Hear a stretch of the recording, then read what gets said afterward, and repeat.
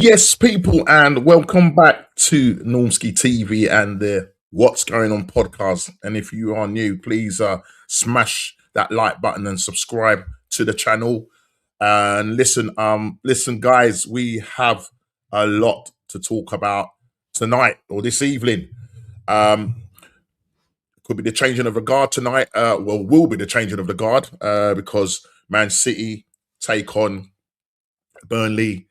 And it's going to be interesting, people. It's going to be interesting. We didn't do what we was meant to do going up to the Etihad. And another bottle job. And this is the story of the Arsenal. This is the story of the Arsenal. But look, listen, we've got a lot to talk about. Big news coming out, as you well know. Rosinho, Liam, David Brent has been sacked after 4 months at the club. Getting a hefty payout. Apparently, I was talking to a mate of mine who lives in Dubai, and he was saying that it might not be, there was a break in the clause, so it might not be that hefty 24 million that some people are speculating. So we'll see what happens. But listen, we're going to stop chatting. I think Big D's in the back room. Shane will be joining us as well. Hopefully, Ez, Money Ez will be joining us. But let me add Big D to the stream. Big D, what you saying, bro? Yeah, no, it's good, man. You good? Yes, sir. What's happening, man? What's happening? News is just coming out. Obviously, Rosinho sacked as the Chelsea manager. Massive news. But listen, it was expected. You know, there was talk about, you know, the hierarchy looking to keep him and had faith in him. And even Rosinho came out after the Man United game and sort of saying, like, you know, they're still backing me and all of that. But obviously that is not the case. So I will be bringing up some of the stuff that has been said. But before I get into Arsenal, I'll just quickly go through the chat. And obviously Khawaja's straight in there early as ever. He was in at 5:35 and he was just saying, Liam Rosinho sacked by Chelsea after 3 months. Sorry, 3 months in charge, not 4 months. Let's get that right. 3 months in charge. It's a special likes Normski. Next is 1K and 30. That's why our next target. We're at 124,024 subs. So yeah, it's moving along nicely. And big up to everybody that has subscribed in the last few days and few weeks. Big up to you. Big up Gavin and saying big up Normski. Gavin just saying big up to Khawaja. And Gavin, Khawaja back to Gavin, big up as well. Let's just keep going down the chat. Khawaja says the panel is full of legends and the chat's a good evening to everyone. And yes, we'll be having a legend on in a bit. And that's Mr. Shane Gooner will be on. And hopefully Ez will be on to come and explain what on earth is going on with his Chelsea. What on earth is going on with his Chelsea? Khawaja is saying, imagine Ruben Amorim at Chelsea. Big D. Can you imagine? Yeah, I heard that he's linked with Crystal Palace. I was reading that he's linked with some English team, so we don't know. They're going to do their due diligence, and they're not going to rush it. See what happens going there. But as soon as Ez is on, we will obviously want to try and see if we can tackle it. So Guna SC, big up to you, man. He's always calling me Robbie Senior. I don't know why. D, do I look like Robbie? Nah, Robbie. Come on, man. Look, I ain't got his money either. And I ain't got folds in the back of my head. My head is straight. Like straight. Yeah? I can run my hand down my back of the head. Yeah? It's not going to hit any bumps or anything like that. Yeah? No folds in the back of the head. You know what I'm going to say? So big up to you anyway, still. Big up to Martin. What are you saying, man? Just saying big up. I cut my finger today, so the finger that I'm using to scroll down is messing about. I've got a bit of black tape on there. You know, cheap plaster, you know. Hey, them plasters, you know, the BT plasters. Anyway. I'm about to say something. You know, the way Gavin just saying big up to Martin. And Martin just saying big up to Gavin. Let's quickly go through. Gavin just saying big up to Big D. Big up, yes, sir. Big D. Big up, Gavin. And Martin again saying big up, Big D for Martin tap there. Yeah, big up to you. Good evening, Normski D and the chat.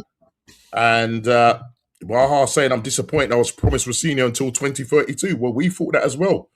6 years, and now he has no job. It? I think maybe he could probably go and maybe try and rescue Leicester and get them back up into the Championship. They've gone down. You know, mad, isn't it? You know, it's crazy. From Easily the Premier done, League man. to the Championship, and now they've gone down, drawing 2-2 to Hull. But it looked like they were dead men walking. Even there was a point where social media, it was on Sky today, they were confronting the owners, and they had like a portrait shot of them, like I think it was live streaming kind of thing. Okay. And he just looked lost. The owner just looked lost. He didn't know what to say. They just wanted assurances from him. Are you going to put money back into the club? Look, Leicester, they won the Premier League in 2016. They won what? They won a FA Cup in 2021. Do you know what I mean? And I mean, listen, they're used to winning a lot of cups in, they've won a few, like what we call the League Cup, going back a few years. And then they've done quite well in the Championship. So they've got quite a few, trophies behind their name. But to do what they've done and to go down to League One, and I mean, I don't know, listen, whether they're going to get out or not, it'll be interesting. It will be interesting. But they have gone, and maybe Liam could go down there and maybe do that. And well done to your team, your neck of the woods, Coventry. Yes. Going up in the Premier League, bro. Man like Frank. Man. You know what I'm saying? Will he get the backing? Will he get the backing? But listen, he's got them up there. He done it with who did he do it with? Was it Dark? Was it Dark? Who did he get up? When he first came up? Was it Derby? Can't even remember. Remind me, people. I was going to say Derby because I know he was there, but I don't think he. Yeah, was it Derby? If Derby came up though, I they did thought come up. If they did go down with a low. People in the chat. Who did Frank promote? Yeah, and then he went from there to Chelsea. Who was it again? The Chelsea job. Can't remember. Big up to Addy7859, John Tickle, sacked Dan Potts, interim for the FA Cup semi-final.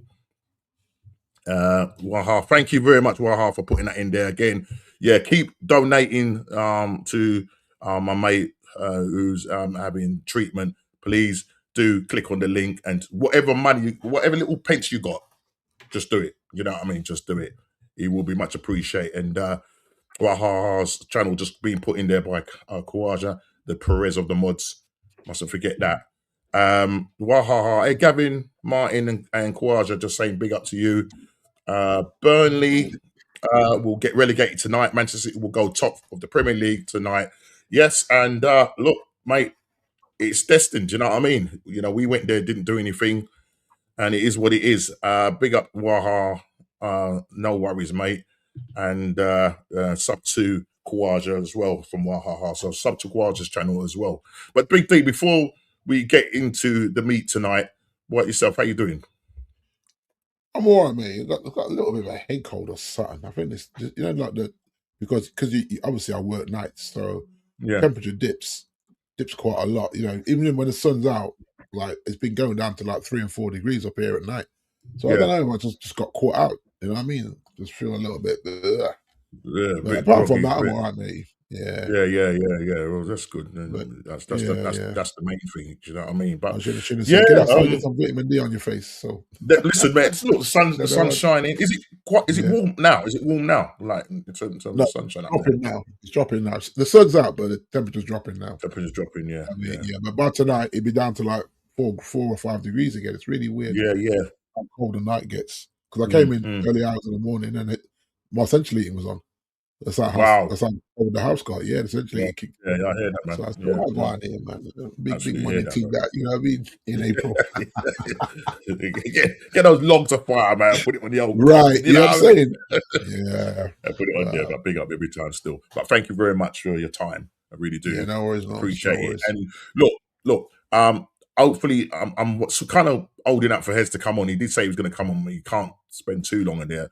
I really want to kind of tackle the Chelsea thing. But before we do that, I suppose what we can do, Big D, is probably just look at a couple of the weekend fixtures.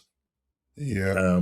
That's gone by in game week 33, and just look at a couple of games whilst we stall for time. Yeah. Whilst I'm speaking, the legend is in the house, and let me get in Mr. Shane Guna. What we saying, bruv? You all right, mate? Good up to you, man. Well done. Thank you so much. Yes, Shane. Rushing back breaking speed limits and all of that. You know what I mean? He's back. He's back. Big up to you, man, every time. Thank you for your time and coming on tonight. And obviously, you would have been driving back in here in the news of David Brent leaving Chelsea.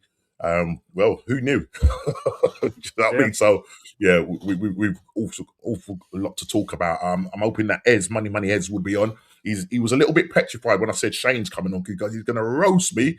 He's going to roast me because I've got no defense for Mikel Arteta. And that is the case. You know what I mean? So we'll see what happens. But hold on a minute. Let's just go back to the chat. Lashane from Wahaha is just saying Lashane from Wahaha. And Martin Dutch just saying big up at Shane Guna. Big up to you every time.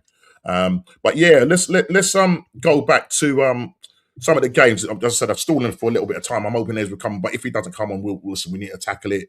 But look, a few games of sort of gone past this weekend. And first one, I'm just going to kind of look at Saturday's game. Look, there was a goalless draw between Brentford and Fulham. Yeah, it's what it is. Do you know what I mean? Brentford, Fulham, pretty safe. Do you know what I mean? Whether they're on the beach or not is another question. We do play them in a couple of weeks' time. They might just up their game, you know, because they know that we're going supposedly going for a title. But I think looks like that will be put to bed or rest tonight. And there will be the changing of the guards tonight. I can guarantee you that. And they will be putting lots of goals past Burnley tonight. And I think if they win tonight, Burnley are gone. I think they're down. They're down tonight. I think if they lose tonight, they will be down. Wolverhampton have already gone down. And so, yeah, it is. But Brentford, Fulham ends up in a 0-0 draw.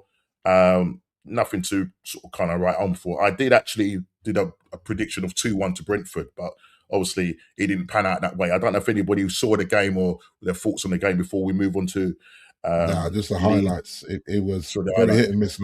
Highlights, very hit and miss, as you can imagine. And the thing is, which is unusual because both of those teams have got goals in them. But yeah, it was a really man. It's big just up like views, man. Every time, too drunk. Big up views, yeah, man. It was like two drunk boxers that just couldn't land a punch. Literally, yeah. It was like, well, leave that. Yeah, it wasn't one of those games that was worth sort of tuning into. I want to touch on the Leeds game, but I don't want to go on that because that's actually one part of my subject thing that we will be looking at tonight with regards to Leeds and what Forest is doing and the pressure that they are putting on West Ham to a degree, but more so Tottenham. So it's going to be crazy. So look, Newcastle, they're on a little bit of a downer. That's our next game on Saturday. They did lose again at home to Bournemouth, 2-1. I don't know what's going. What's your thoughts on that, guys? Do you think Eddie Howe is under any sort of pressure because you know they're in a bad run of form? But listen, we know that Father Christmas comes giving. So come Saturday evening, we will be turning up in our Father Christmas suits to say, here you go. And we're both in the kind of same run of form when you look at it. So again, what just quickly, guys, Shane, what your thoughts if you did see the game, or just what are your general thoughts with regards to Newcastle and their form and the future? What does the future hold for Mr. Eddie Howe? Yeah, no. Look, first off, apologies for my tardiness. As I said, I was coming from the other it was nearly a 2-hour drive going back. The only cinema within driving distance of me that was showing this movie is 40 years old. Shane, it takes about 2 hours to get out of your house, mate. Just to get down the drive, you know what I mean? But I just got in the door the second. But with Eddie Howe and Newcastle, I fear them this weekend. But as an Arsenal fan now, I fear everybody with the way we can't score, with how dead we are on our feet. But there's talk of Bruno, Tonali and Joe Linton could all be ready. If the three of them are fit, they'll shred our midfield. Absolutely. They'll eat our midfield. That midfield is designed to overrun our midfield, even when our midfield's fully fit. I just think Newcastle always have something for us. I think if Gordon's on form and he's up against a rushed back Timber or a smashed up Ben White, that could spell trouble. I look at our front line. I mean, Saka's getting rushed back now, which is just an absolute madness if that's true, considering he apparently needs surgery. But I think crazy. I said before the City game that of the last 6 games, I gave us 2 wins 2 draws and 2 losses. I thought we'd get. We've already had one of the losses. I think it could be 3 losses now. Whether we lose to Newcastle, I don't know. But if they take the lead or it goes in 0-0 at half-time, you best believe that stadium's going to get toxic. But as for Eddie Howe at Newcastle, I think his time is done. I think they need a fresh voice. I think they need to move on. I think he needs to move on. It would be cruel if he left and then they suddenly were able to free up all that money they have. You know what I mean? That would be that would be bad. That would be bad. Yeah. Yeah, but I think for his sake, he needs to move on. Where he'd go, I don't know. But I think for his sake as well, he needs to go. He's done brilliant there. He's got them a trophy. He's got them in Champions League a couple of times. But I think, his time has come. I think after that Barcelona trashing, it was kind of it was a little sort of reminder of how far they are away from being a great team. They have some very, very good players and they have a really good first 11. But any form of injury and they just start to drop. But do I worry about them at the weekend? I certainly do, because of like I said, it's like that team is designed to beat Arsenal. 5 losses in a row. We've had 4 losses domestically in a row, so I mean we're not much different. Plus all the pressure's on us, so I would put them in as even with us going into that game because of the pressure, because what's happening to us. And I said it after the cup final, it was total capitulation from here on out, and it's exactly what's happened. I think we kind of just want to rip the Band-Aid off now, finish the league off, stop us getting our hopes up. And let it go do their job, and we just move on, because I have zero hope, and it's only sort of prolonging the inevitable at this point. But as for Eddie Howe, I think it's time for him to move on. I think best for all parties if he moves on.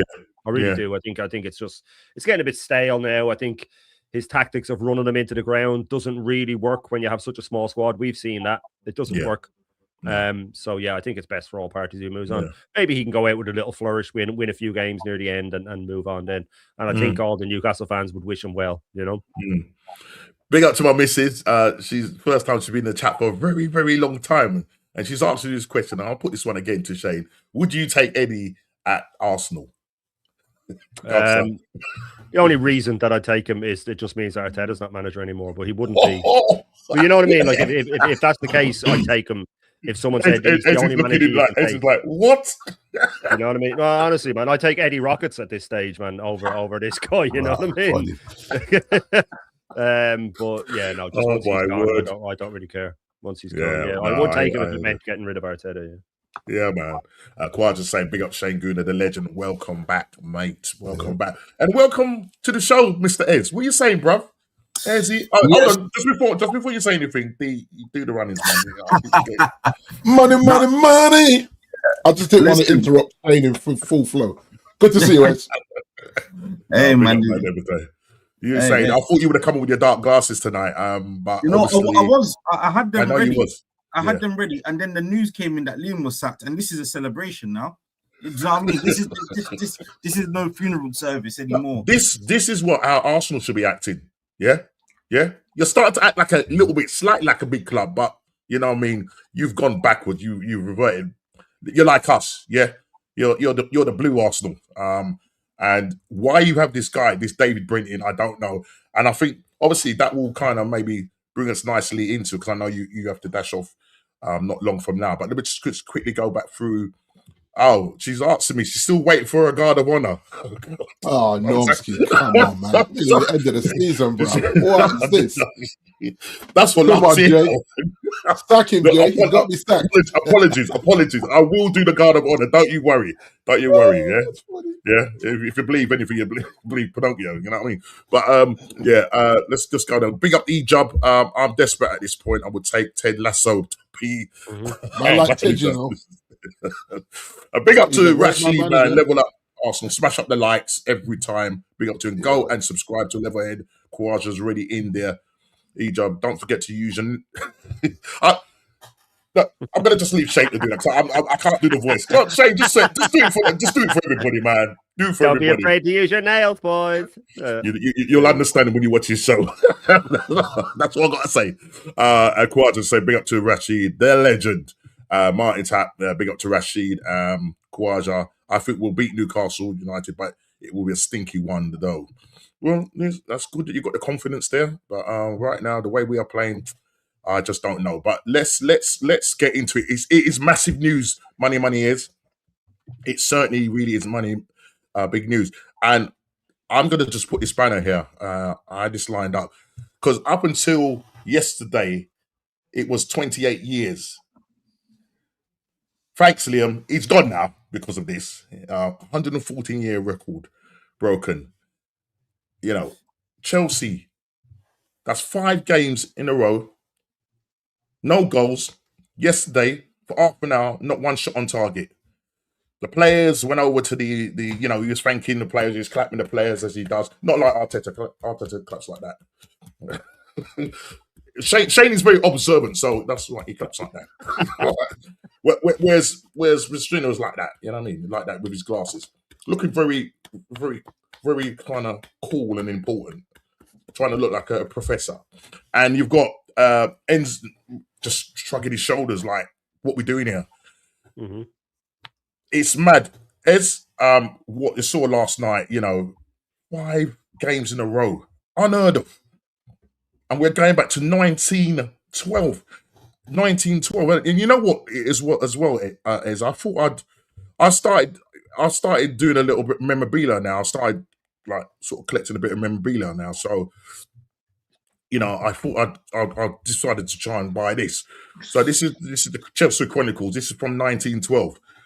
This is how far back mad this record is, yeah. And not only that, I thought I'd go and do some more. I bought some more memorabilia. I thought I'd go and buy like a thing. I can get them over to you. I can get them through the post to you. Chelsea Football Club, 1912.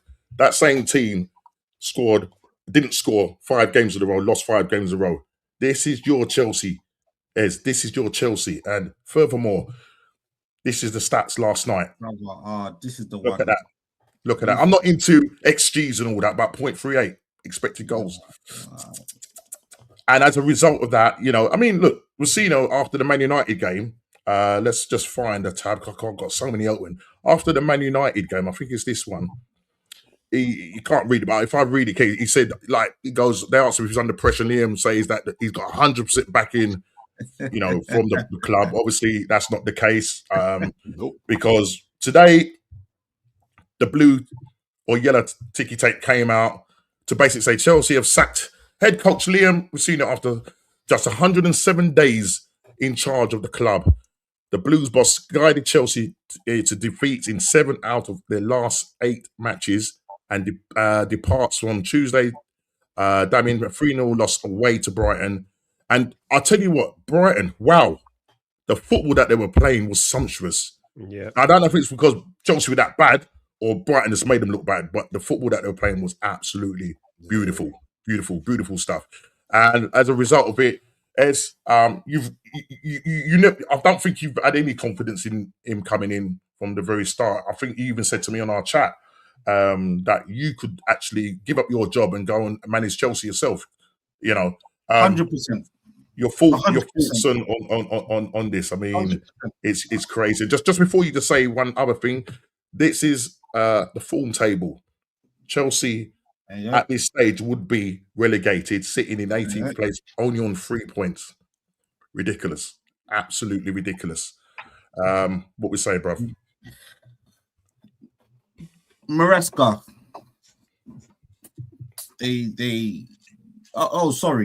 Sorry. They come in the club and tell Tuchel to play 4-4-3 as a formation. Yeah, and if you do the maths on that, that's 12 players on the pitch. Yeah, and Tuchel walks because he's not going to be told by some American guys that own LA Dodgers and LA Lakers to tell him what to do with football after he just won the Champions League. He walks. Lampard comes in. It was a bad time. Potter comes in from Brighton. We give Brighton 200 million. We give Brighton 200 million for Caicedo, Cucurella, for Sanchez, and Potter and his staff. 200 million to then go and lose 3-0 to Brighton. We lost earlier in the season to Brighton, so they've done the double on us this season. Yeah. Welbeck in his old age scores in both games. right? Yep. These times we've got Brighton's best talents, apparently, playing for us, and Brighton still getting 6 points of us. I don't get it. Yeah. So let's go back to the walking. So Tuchel's walked, Pochettino's walked, Maresca's walked. That's 3 managers walked. Not sacked, walked. Not sacked, walked. Then they brought in their puppet from our sister club. Yeah, Strasbourg, yep. Who's never won anything, to replace the guy that's won probably the biggest thing in this club's reign. That I've taken it out of my thing now because there's no point in me celebrating being the Club World Club champions. I've noticed that. Actually, I've noticed that. Sorry, I took it out. I took it right out. Yeah, that's shameless. For these guys to let that guy walk in, bring in their PE teacher from France, come over here to lose. How many games I've lost count without a goal, without a reply, to sack him, to then bring the under-21s manager back in. Yeah. To go on the second time round, yeah. To go to Wembley on Sunday. Wow. To go to Wembley on Sunday. He hasn't. Guys, I don't think you understand what it's like to have owners that don't have a clue. It's one thing having a manager that doesn't have a clue, because sooner or later a manager will get replaced and these sort of things. But these ownership, they're not going anywhere. They're not going anywhere. And I'm not filled with any confidence that they're going to get it right. The sporting directors that have hired Potter, that have hired Pochettino, that has hired all these sort of other guys in between, hired Liam now, are still in charge. They're not getting rid of jobs reviewed anytime soon. You've got the manager come out and say today was nothing about tactics, it was all about effort. Chalobah comes out and says it was nothing about effort, we ran our socks off. Well, the thing is, just come in there quickly. When he said about running their socks off, actually, I think there was a stat that Brighton had run so much more than them. So who was working harder? Because it just looked like, the pundits were saying it just looked like they had given up. They didn't look like they were playing for the coach. So you're getting two conflicting. And when Liam starts to talk, he tries to be. I'm trying to find the word. Objective and as if he's creating some experiment or something like that. He's trying to sound professional. And he's saying all the right words. Yeah, but just his face and voice is annoying. I'm sorry. No. It really is annoying, mate. That's how I feel. You've got a guy who's an absolute fake pretender. Do you know what I mean? Who's coming there, a little bit like a manager that I know, but we'll go into that later. But yeah, sorry. If you want to see someone out of their depth played out live, this is it. That is the best example. When my son grows up and he says, "Dad, what does it mean to be out your depth?" I'm just going to go and show him Liam Rosignol. Yeah, I'm just going to pull up footage. And you guys, D, I'm telling you, you might feel the same about Amrim, and you guys might genuinely feel the same about Arteta. I've got no energy to defend Arteta today. Trust me, I've got none. I'm going to let you guys have a field day because I'm mentally exhausted about what's going on at Chelsea Football Club. You can see it in my eyes. Look, I'm you tired. Can have Arteta. We'll give you Arteta in the summer. Yeah. What's the point? It's the same thing, right? Yeah, but hold on a second. Yeah. This is what I'm trying to say. Yeah, at least you only have to put up with it for 114 days, man. We've had 7 years. So. No, it's the same thing. It's the same thing. The only thing I would say is at least you guys are fighting for things and at the top of the table for half the season. So he's got to get it across the line. But you're going to cross that bit later in the show. I get that. So we'll get into Arteta. But in terms of feeling disappointed, it's the same thing. Yeah. It's all the talk and there's no action is what I mean. I think there's loads of things you can give Arteta credit for, but I think he's ultimately not got the job done. And then that's what I'm trying to say. Lastly then, tactics-wise yesterday, I don't think Brighton were that amazing. I've kicked football. I get it. I think it's the difference when it's boys versus kids. Anybody can look amazing when a team don't turn up. This is the Premier League. This is the Premier League. I didn't see Brighton do anything that was fantastic. I saw Chelsea do everything wrong. I think the players don't know what's going on. I tried to sit down. I even rewatched the whole match again after we lost 3-0. I watched 90 minutes back just to see for what was going on. We played with one winger yesterday. Yeah. One winger. which was Neto. And Liam Delap has scored 1 goal in 24 matches, and he's leading the line. What's happened to Pedro? He's injured. João Pedro was injured. Oh, right, okay, right. Cole Palmer was injured, but that's not the point. I don't need all of those to see football played out. I didn't understand playing a 5 at the back versus Brighton. And then you've got one winger in Neto. You've got 2 left backs playing, Cucurella and Hato playing. I didn't get it. I honestly couldn't get it. Couldn't work it out. You wanted to suffocate the middle of the pitch and then have no width at the same time. It made no sense. It absolutely, there was no way out. Brighton said, "Thank you very much. We don't care about your width because you've got one winger. We'll just kill you in the middle of the park." And they did. They had a field day, and it never changed. The players looked confused, and I think that's what Chalobah meant. It wasn't an effort issue. They were running, he kind of came across as that, We had no solution to the problem, and therefore the players are trying to solve it themselves, and they're headless chickens. And it's the worst thing to have an assignment and have no way of understanding how to do it. Or one player has been given one instruction that contradicts the instruction you've been given, and you're crossing over. And that's exactly what I saw yesterday. 2 left backs covering. Honestly, there's no point me micro going into the tactics of it. It made I tried my best, gents, to make sense of it, and it's nothing to do with playing too slow or playing direct or playing possession football. We played 3 different versions of tactics in one. It didn't make sense. It didn't make sense. So they did. They did look confused. I'm not going to lie. They did. And maybe you're probably right in saying that it might be that Brighton didn't play well, and it's because Chelsea didn't have a clue what they were doing. I can sum it up quickly. We all probably hate this playing out the back business, but we get that we're trying to bring pressure on to get in behind. Okay. I saw my team losing 3-0. And they're still playing it out the back to get under pressure and go long anyway. It's crazy. And your goal keeper, mate. What's the point? Oh no, honestly, someone tell me what's the point of playing high risk, making mistakes at the back, almost conceded doing it to then move it off the pitch. I saw that about 5-6 times off the pitch, and there's no one in behind. Enzo Fernandez was my highest player. Sometimes I'm looking at Liam Delap on the right wing. I'm confused. It was a mismatch. It was a mismatch. I'm still scratching my head. Big D. Going forward, there's talk about potentially someone like Cesc probably going there. Alonso, even Areola from Bournemouth. Just to name a few.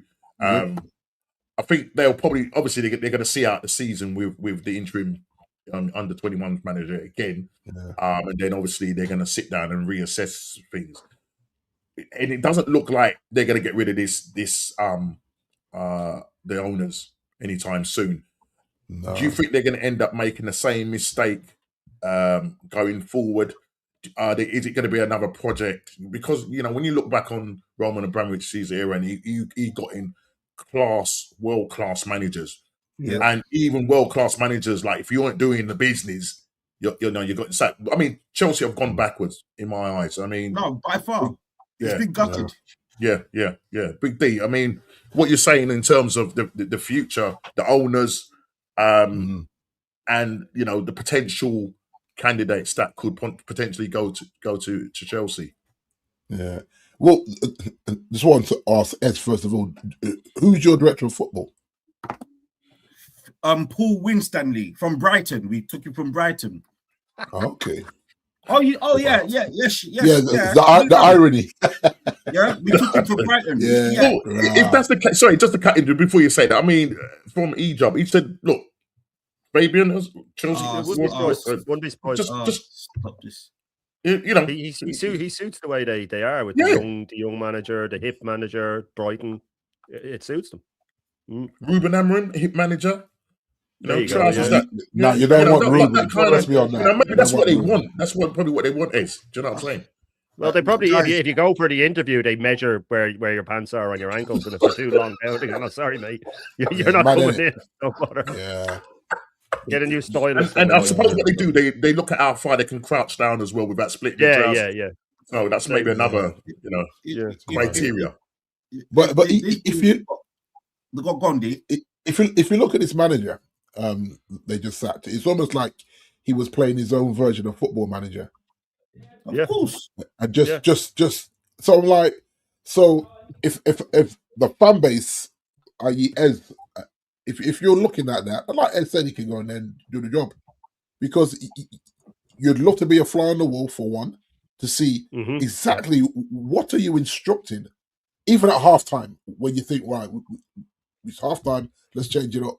You come out and you see the same dross in the second half, and you're thinking, okay, you've got some key players injured. Yes, Lee.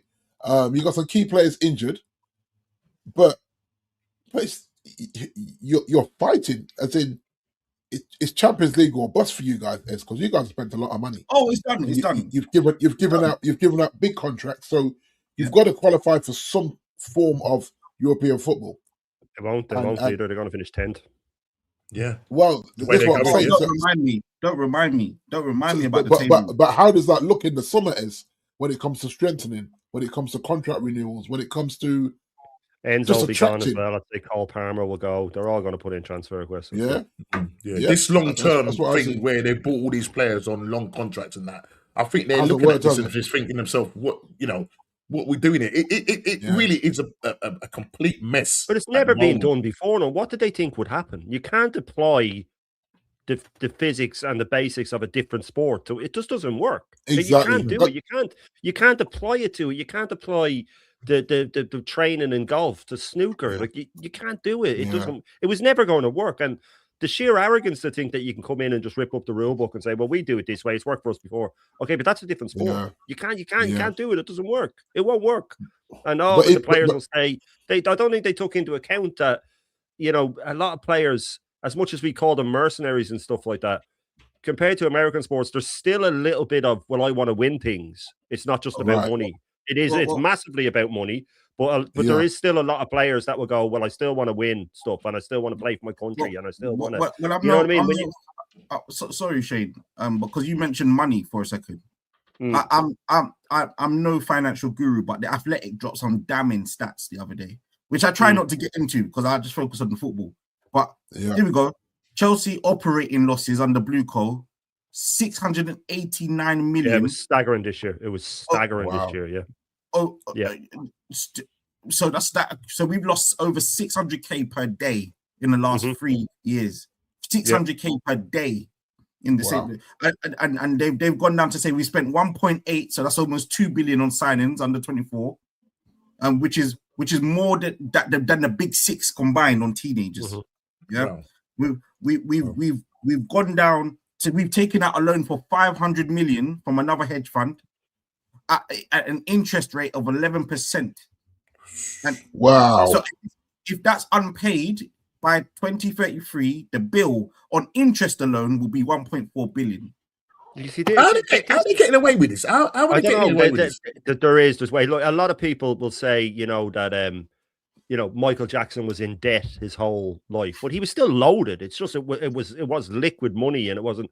That's what they do. Right. They just move money around. It's like it's not real. It's like it's not real. They just move it around and then they skim it off the top and they skim this and that. And always someone ends up losing out. Some poor schmuck ends up losing out, or they lose their life, or it's like a Ponzi scheme. Yeah. But I'm looking at Chelsea, the way they're running things, going, there could be a situation a year or two where they just go, I'm out of here, and Chelsea just crumble. Like that, because this is what happens to teams. You can just get liquidized because no one's going to come in and take the debts that they get. And these guys that are so rich, like them, they have ways to dodge this, dodge that, that they can leave a club in billions of debt, but it never affects them. Well, this is what I'm afraid of as well, because it's scary. It's scary.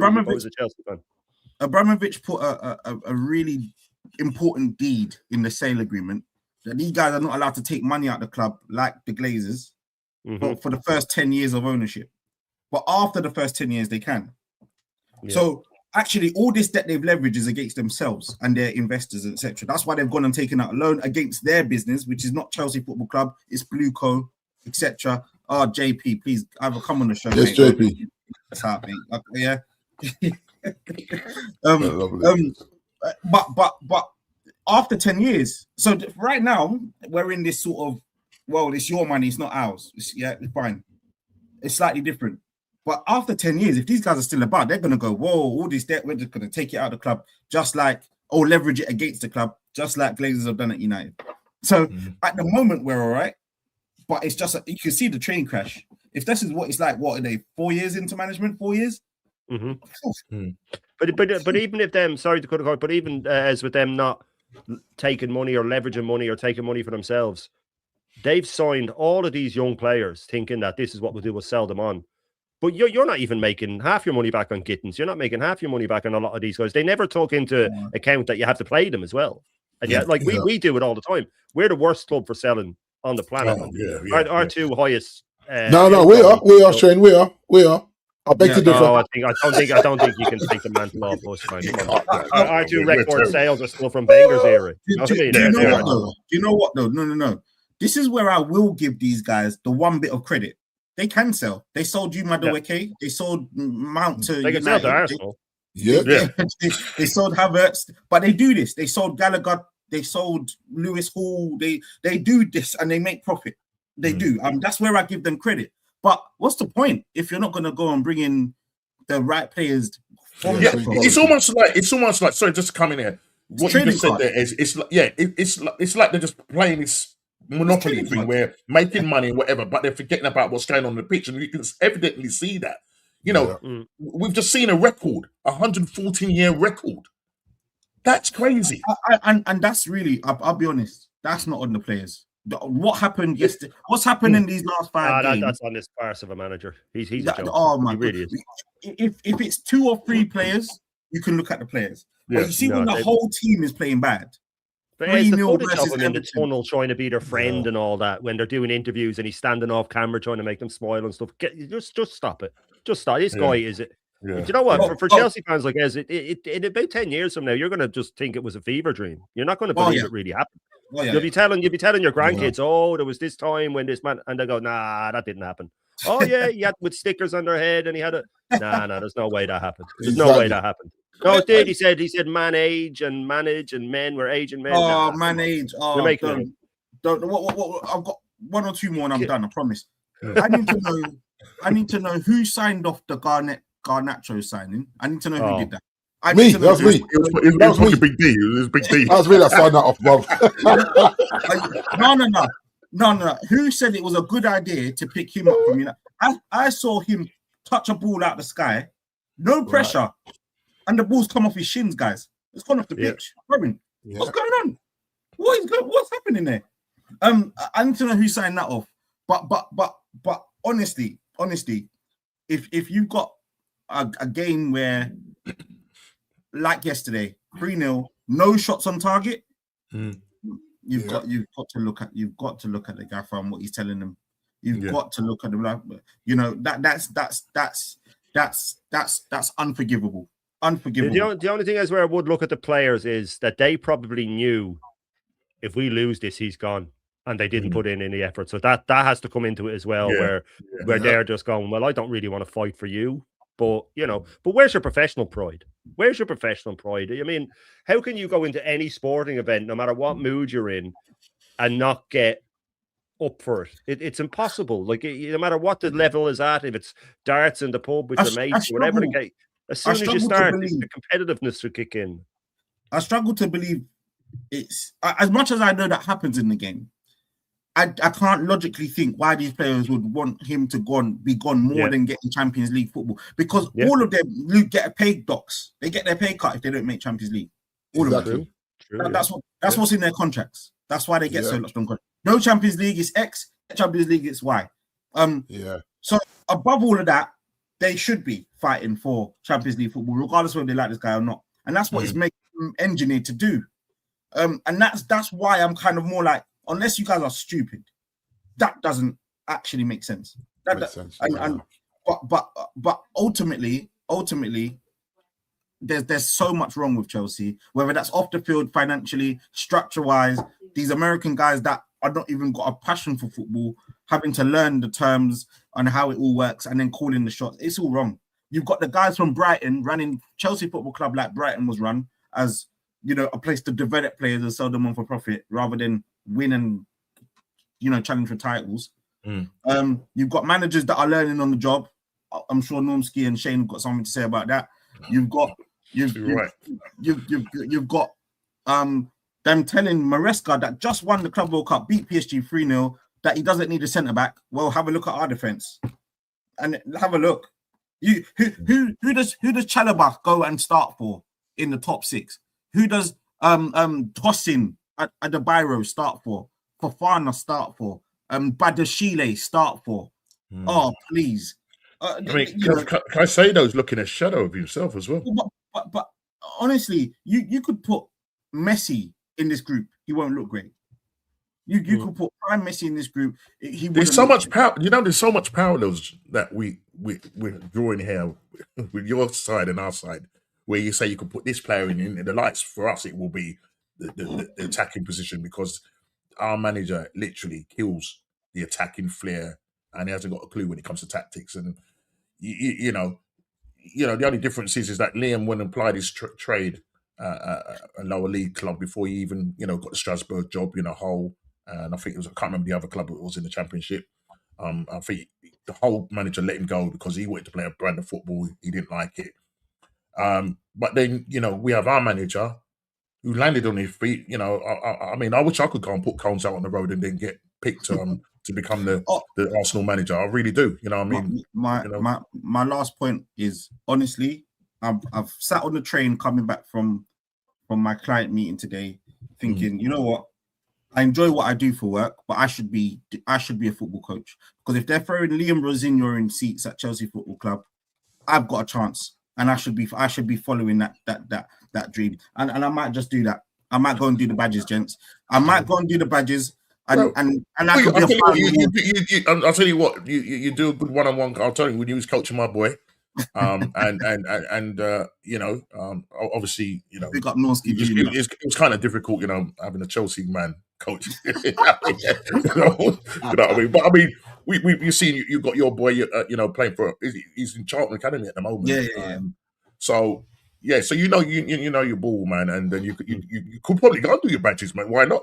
Gonna go give it a go. No, I'm inspired. Trust me. I would, and if I don't do a good job, I will happily take the brown envelope, 4, 5, 6, 7, 8 million or whatever they're paying. Just remember, I'm related to you, Ed. Yeah. Just remember, I'm related to you, Ed. So yeah. 22 million, I think. Seniors 20 something million. Apparently, there's a break clause. But there's a break clause, because it was 20. It's getting about 4.5, 5 apparently. That's still a great for 4 months' work. That's great. Man, I'm taking. Did he get another job, will he? You know what I mean? 4.5 mil. Will he get a job? Where will he go? He will get a job. He'll go abroad. There's some hipster clubs that would like him. Actually. He'll go abroad. Forest Green, or someone like that would like him. No. Shane, guys, honestly, once you've got that on your CV, whether you do good or not, just because you know how the bigger clubs work, they want insight. Some of these clubs want insight, how the bigger clubs are thinking, working, operating. Even 4 months in a job, I reckon he could get not somewhere lower in the table sort of job, or higher in the Championship. I reckon he'll get a job. Think about it, Lampard almost got Everton relegated.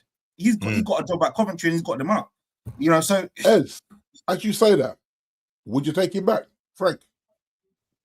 I would take Frank on the basis that he understands the club. He understands the values, not because he's a great tactician or anything. But I think at this stage of football, you shouldn't have to be a mad tactical genius. You need to understand core values about the club, the game, the sport. And think about Fergie back in the day. He wasn't a mad tactician, but he knew how to get the best out of the players as a group. That's right. And I will take him back on that basis, because this club has gone so far from what they were that it wouldn't do any bad to get some core principles back, even if he was the guy before the guy. That's how far back I think we've gone in terms of attitude and mentality. And he'll be able to tell the board a thing or two, and he did. That's why he didn't probably get the job last time. He did. He told the board, "Look, this club is far from great." That's my 50 pence on the matter. You'll see what we do, and Mr. Callum, he's gonna have us finishing 10th. When Maresca walked, he was 5th. It was 5th and touching the top 4, and we're now could be 9th by the end of this weekend. And because you've got a couple of teams behind you now chasing you down. You know what I mean? Yeah. And if these players wouldn't play for Liam, try the under-21s coach. Well, listen, we'll see how it all pans out. But as I said, you've got him at the club now, and it's just what happens now going forward for the next few games. We'll see what happens there. But listen, we need to move on to this. Why? Why has it come to this, Shane? Are you going to show the picture? Why has it come to this? Why has it come to this? So, obviously, guys, Arteta, it's evidently told us to start fires, bring our shin pads, bring our boots, bring our dinner, bring our lunch. What else did he say, Shane? What else? What other stuff did he say that we should do? I'm just trying to figure out. He said, "Yeah, bring your lunch, bring your dinner, bring your shin pads, bring your boots, light bulbs, lemons, light bulbs, lemons, pens. All the players holding pens, pickpockets, big screen with TikTok videos singing their name while they're playing, and it's all there. Yeah, it's all. Yeah, and it's come to this, and I just want to just say this, right? Let me just find the actual tab for this. Within 2 seconds whilst you're mulling over that. Shane, if you want to sort of talk, because I know Arteta's your favourite subject matter, and look, there's all the talk. This is the problem: is that it's all talk, and that's the sign of a man who's panicking. The police will tell you that if you bring someone in, if they've done it, they'll talk too much. You know what I mean? They'll start trying to make conversation. This guy was never the man. I pulled up a stat today of each month of his average win percentage, and April, March, it just gets, as you come into April, it gets worse and worse and worse and worse. And it's the same every year. It's the same every year. No matter how far we were ahead, I never had faith this guy would get over the line. The only thing that was giving me a slight bit of hope was City were starting to stumble a bit. And then as soon as they just picked up a little bit of form, they haven't even been world beaters. They just picked up a little bit of form. It's all they needed to drag us back. 4 domestic losses in a row. It's not surprising. It's surprising to some of these pundits for some reason, who think that Arteta is great. And you have someone like Roy Keane sitting there saying to Ian Wright, "No, should they just 5 games left? They just have to do this and this." Yeah, but you're looking at it, Roy, like he was gaslighting him. Yeah, but he's looking like he's in the dressing room beside Scholes and beside Beckham and beside Cole and York and Alex Ferguson manager. You're not looking at it from the point of view that it's Arsenal. There's a lot of people now, and Arteta is saying it. Oh, if you had given us this at the start of the season, we take it. And that's a really sleazy way of painting over the cracks, because you would take being 3 points clear and in the semi-final of a Champions League if you had been 6 points behind a month ago and you've clawed it back and you're on fire and you've won 8 in a row and you're smashing teams every time you play them. To dress it up like, oh, well, you would have taken this. Yeah, but not under this context. And he loves context. Not under the context of we've lost 4 in a row domestically and a final and a quarterfinal. And we're playing Atletico, who look fit and healthy, and we're in bits. So it's really like they're trying to manipulate into saying, well, you would have taken this. Yeah. If we were on form, we would have taken this. Yeah. Not when you dress it up with the fact that we were 9 points clear a couple of weeks ago. Yeah. That when you leave that bit out, it sounds a lot better. But I would, I can never bet on Arsenal, whether win, lose, or draw. Because I know I'm not betting with my head. I'm not a big gambler anyway. But if I wasn't an Arsenal fan, I was telling people months ago, and people saying, "Oh, they're definitely going to win something." I was saying, "I'm betting them not to. They're not winning anything in this guy. He doesn't know how." I've said it before, and I'll say it again. I don't mean just at Arsenal. I mean in his whole career as a manager from here on out. He will never win a trophy. No matter who he's at, if he gets a Madrid job, Barcelona, he will never win another trophy because he doesn't know how. And there's talk now of Saka and Timber being rushed back, which is this is crazy. Absolutely disgraceful. Someone needs to step in, but they won't. And I'm looking at Declan Rice doing his performative act now, which is desperate. He's using Arteta words. Odegaard now is the savior, and Havertz is the savior. And when people are saying that those 2 players are the savior, I mean, you really are in trouble. You're in massive trouble if people are saying, "Oh, well, Odegaard and Havertz are back now, so we'll be okay." You're in massive trouble. So, look, I think that the league will be over in a couple of weeks, and I think that the Champions League will be over after the next 2 games. And that's not me being miserable. That's not me being negative. That's just what I've seen, what I expected to happen. And I've seen nothing to change my mind. Absolutely nothing. I mean, you've got top gooners talking now. There's going to be a straight shootout. Hence why, I shot the sheriff, but you didn't get the deputy. Guys, I need your help. This is what man. If you notice, look at what he's got in his hand, and look at what Pepper's got in his hand. Look at the two different. I mean, me thinks that Pep might just get this over the line than Arteta, because we've seen this story before. Groundhog Day. Yeah, you're looking at a manager in Pep who's won the title 4 times in a row. Yeah, they had a fall off last season. Everybody was writing them off.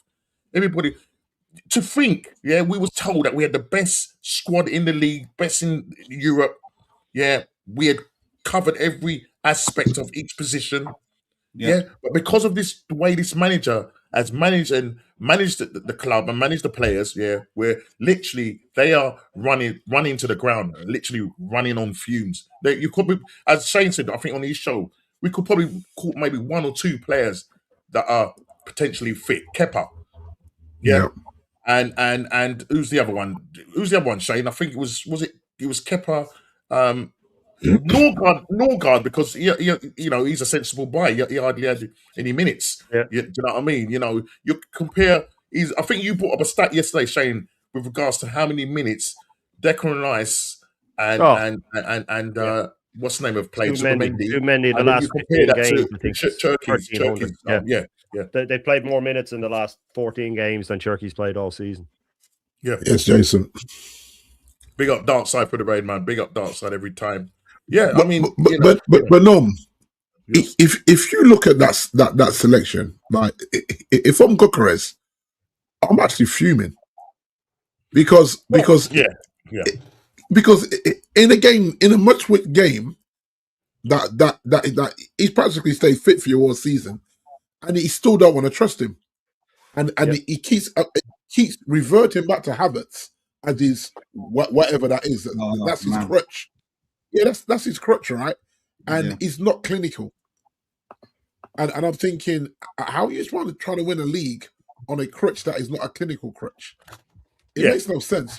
I think the whole bad decision. The whole point why we went in and got in a strikeout, was because of the fact, that Kai Havertz couldn't hit a barn door. Yeah, he was missing big chances. Fit like Jesus. You've got that. You've got that side of it. You've got that side of it. But what I'm trying to say is that's the whole point why we went. So everybody now is looking at the profile of the player. He doesn't fit the profile and the style of how. That's why people want Šeško. They want Šeško, the player that you've now currently got. Yeah, because he fits Arteta's style. But to make things worse on that game on Sunday, you give your top scorer, who scored 18 goals in all comps, 12 in the Premier League, 6 minutes to come on and try and do something, and then you had the 7 minutes on that. And then people having a go at him said, he had 0 touches, you reduced it. And going forward, it's Kai Havertz is the one that's going to get this team over the line. What evidence have you seen? The last time, apart from what he scored, when he scored last was last year, February 2025. He scored in the Champions League and then a ricocheted shot off of Donnarumma.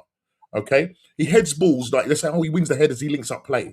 Yeah? How have you got a guy outrunning you in 5 foot, Bernard Silva outrunning you? They completely outrun our midfield, him and Rodri. Yep. And I was watching Jamie Carragher talk about the tactics. We can't play out the back. Watch City how they play out the back. We couldn't beat the press. Yeah? They're far better tactically.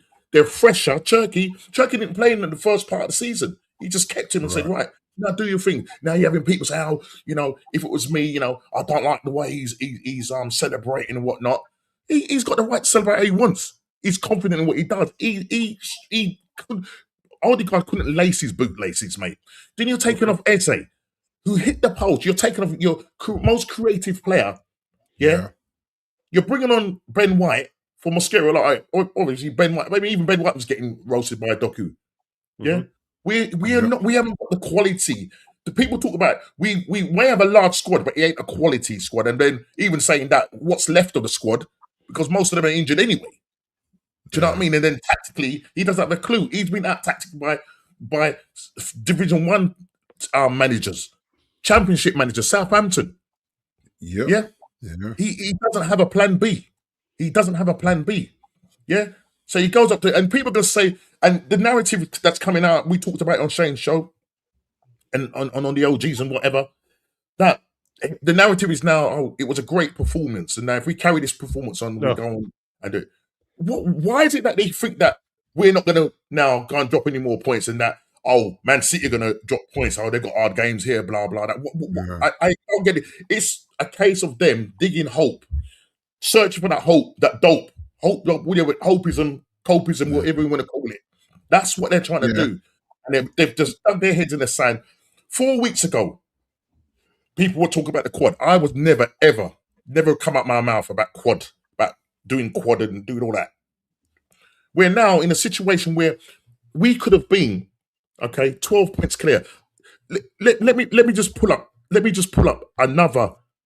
See, when you look at it, when you look at Man City's fixtures, back then, right? It was Man City's fixtures, right? Okay, so Shane, have a look at this, yeah.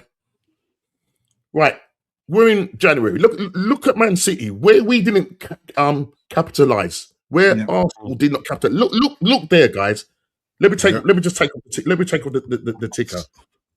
off the ticker. Yeah, right, and just look. Yeah. Right, we didn't. There was a point where we could have been 12 points clear. I remember phoning. I can't remember who I phoned when I was watching my son getting slapped up in football, and I can't remember if I phoned Shane or phoned Matty Southern Goon. I can't remember who I phoned, but I essentially said, right, the next game, because I think after Man City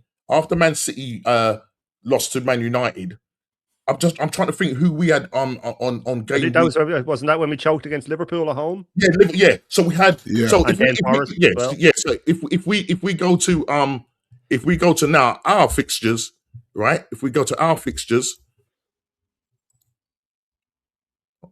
right. So it was game week 20. So look at that. Look at that. This is where. All right, yeah, no problem. You do what you got to do, man. Big up for you for coming on. Look at that, Shane and Big D. Look at that. Mm-hmm. Right? We choked. Yep. We absolutely choked. So going into this game, guys, on Sunday, right? We should have been. I've always said it. Shane will say, in order for us, he said it from the very beginning. If we're going to go in and win this league, we must be going into that fixture in double figures. Mm-hmm. In double figures. Mm-hmm. Yeah. We've gone, it was 7 points. We could have gone from 7 points to 8 points to 9 points to 11 to 12. Now we're in a situation where tonight, City will go to Burnley, put as many goals past them. They go above us on goal difference, changing of the guard. Okay? And there you go. Who's winning the shootout? I'm sorry, it's pet. They look fresher. They're rushing back Saka. They're rushing back Timber. Declan's out on his feet. Zubimendi out. Zubimendi. I was watching Zubimendi in that game, and Carragher backed it up as well. And he was saying that, and other people said that Zubimendi hasn't got the legs for the Premier League. The amount of times that players run off of him, or he can't get across, because Declan's is doing his work. Yep. Listen, I know everybody, we know the situation with Thomas Partey and all of that, blah, blah, blah, but I'm telling you, he's no upgrade on Thomas Partey. He's now come on to roost. The fact that he's overplayed him, what makes it even worse, that's why now, you had Norgard there, but nobody trusts Norgard. So why buy him? Yeah. You're going to spend 50 million plus on Madueke, triple his wage bill, 150,000, and the guy can't even, well, I'm not saying he can't cross a ball, but he has no end product. Mm-hmm. He has no end product. He's meant to be supposedly the backup to Saka. And because Saka's so badly running, he can hardly run himself. And sometimes you're looking at him thinking, oh my gosh, you can't even tell the difference between the two. Yeah. You got what's the name on the left-hand side? Martinelli and Trossard, that side that should have been sorted out for how many years ago? The left-hand side and left back should have been sorted out. Tierney's our only recognised left back that we've had. Because we've decided that we're going to play a midfield in that position in Miles Lewis-Skelly, who now he's just chucked on the scrap heap. This guy does not know how to manage a club. He does manage the players and tactically and mentally get these players over the line. And we've seen it all before. And you look at that, we should be going into that game. So what would have happened is if we was, say, 9 points, if we'd beaten Bournemouth, would it be 9 points, Shane? Would it be 9 points? Right? Yep. Obviously, they would have had a game in hand. But you're now going to that game. Oh, no, if we beat Bournemouth, it's 12. 12. 12. And you said it. You said it, Shane. You said if Bournemouth score first, and somebody said it, I think it was one of the Bournemouth players. Yeah, right. And he was getting pelters. Adams, I think. Yeah. And he just basically said, "Yeah, we could sense that the nerves in the stadium. We thought if we score first, then it's going to be a long day for Arsenal." And lo and behold, we lose that game. And Bournemouth was the much better side. We didn't have a clue. We didn't have a clue. And here we are. Yeah. In game week 34, where Man City will do the change of the guard tonight. Yeah, we then go and play Newcastle at the weekend, 5:30 kickoff. Yeah. They come in there. Shane said it earlier on with the midfield. Our midfield will get overrun because we haven't got a midfield. Yeah. And do you know what, you were mentioning like Zubimendi and Rice being dead on their feet. Well, Rodri wasn't 100%. Pep said, no, I don't think he's 100%. He's not playing. He didn't risk it. Look at that. What he did was he put trust in his youngster, Nico O'Reilly. He said, you go into midfield there. I'll put Aït-Nouri at left back and we go. That's like Arteta saying, he's done it again tonight, Shane. Yeah, he's done it tonight. That's what I mean. Yeah, I've just looked at the lineup now. Yeah.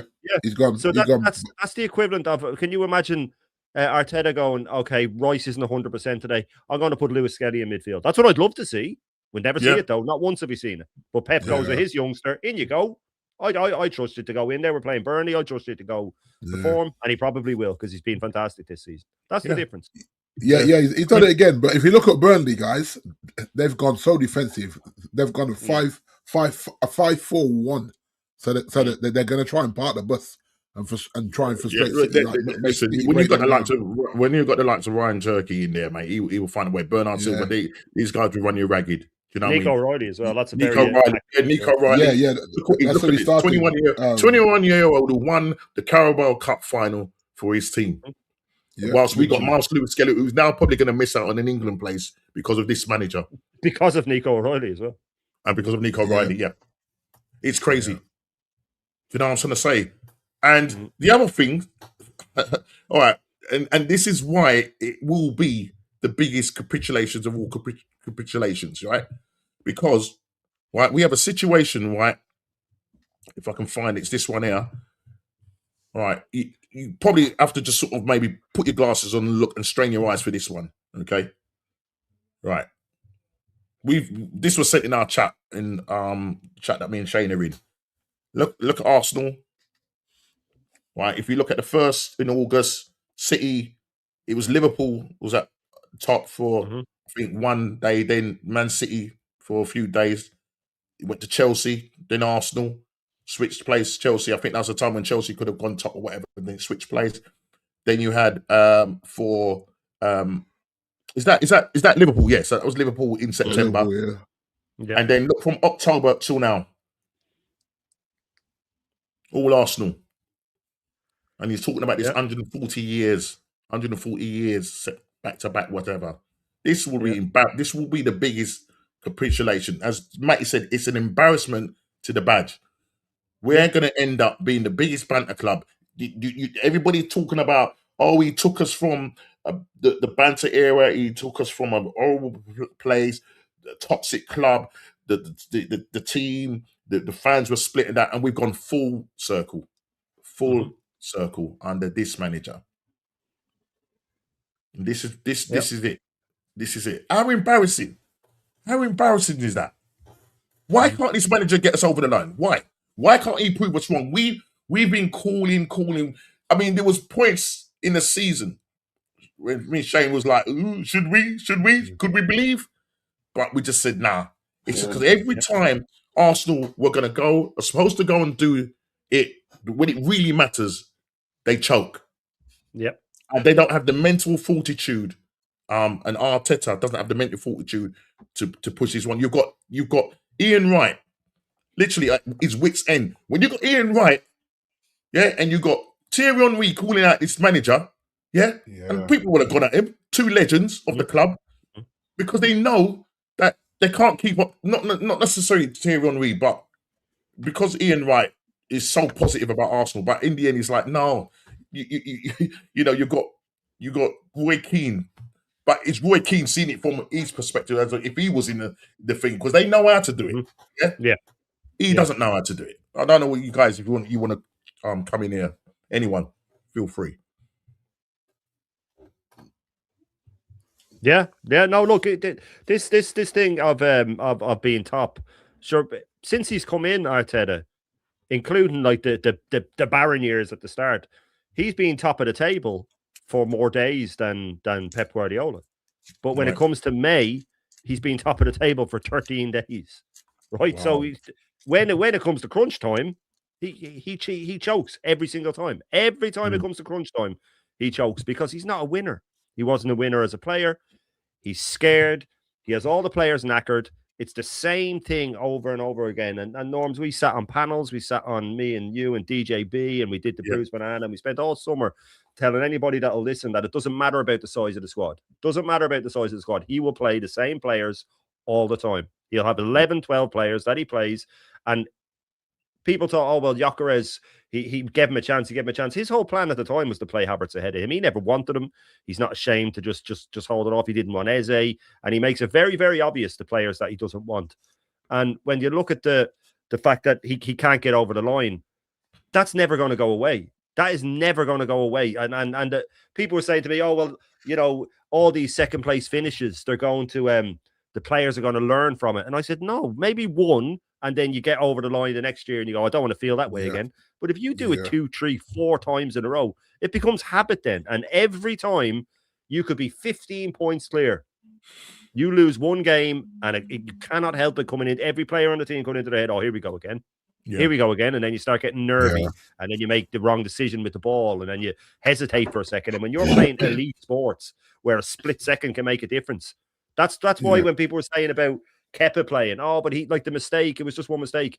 Yeah, but you have to come into the defender's head and when they're second guessing if they can lay it back to him or not, that's where it comes in. But those sort of records of him being top, these are the type of things that these fans big up. Why are we the only club that celebrates semi-finals? Like, can you imagine Bayern coming out and going, oh, we reached the semi-final twice in a row?